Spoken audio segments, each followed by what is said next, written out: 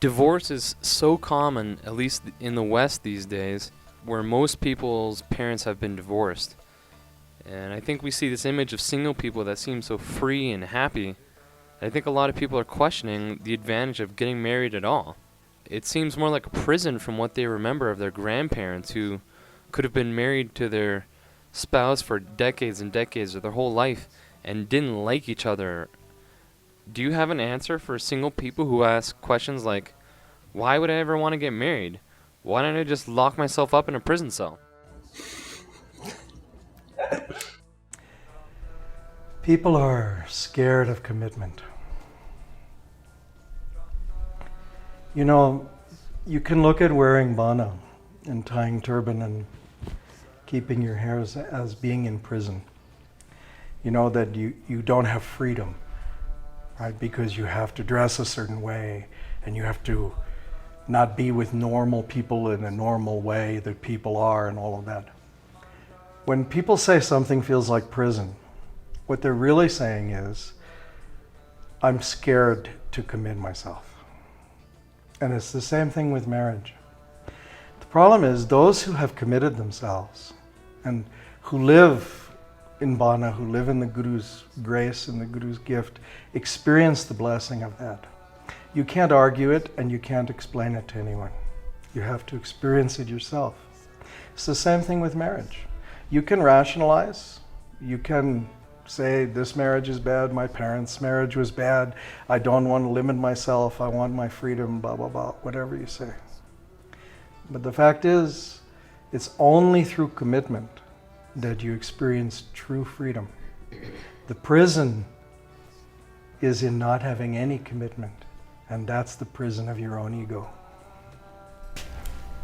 So I'm thinking about that when you get married, you know, people have this concept that it's very romantic and you're in a very ecstatic state of love and that's wonderful.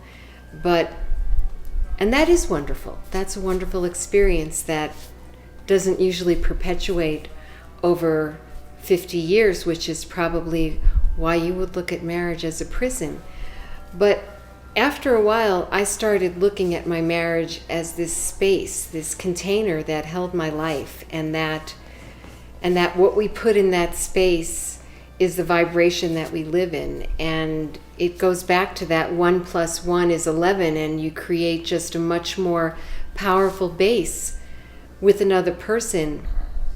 Although I'm not telling anyone to get married, because I think that it's a path of the householder, and it's a beautiful experience, and it's very rich, and it's also a lot of work, and it can be very challenging. But if you're doing it and you're looking at your marriage as a path to your own excellence that you're doing with another person, then it's another tool in your life to be at the Guru's feet, to go to God and to elevate.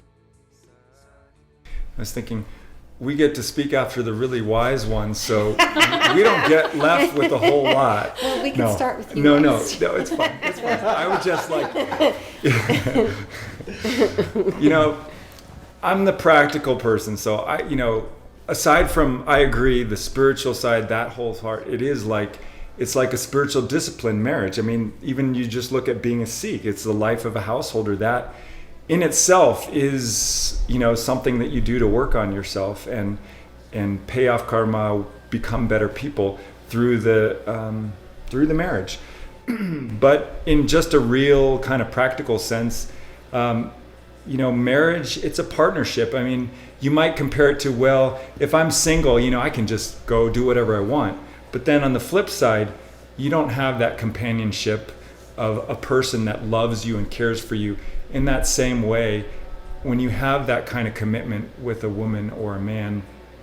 And, somebody who's there that you take care of each other, it's a mutual thing. It's like if you were to do things on your own, it's just you. If you're married, you have one more person who's there to help you, to give you attention, give you care, and for you to do the same to them. So, it's a mutual thing that benefits you just as a regular couple.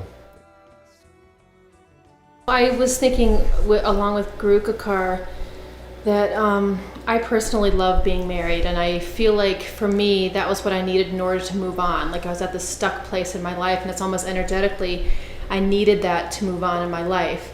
And I also feel like I really liked Gurmustic, and what you're talking about with the romanticism, I feel like there's so much in our culture about it's so great and we have this great relationship and we're running through the fields holding hands and picking flowers, and I feel like that's so not realistic.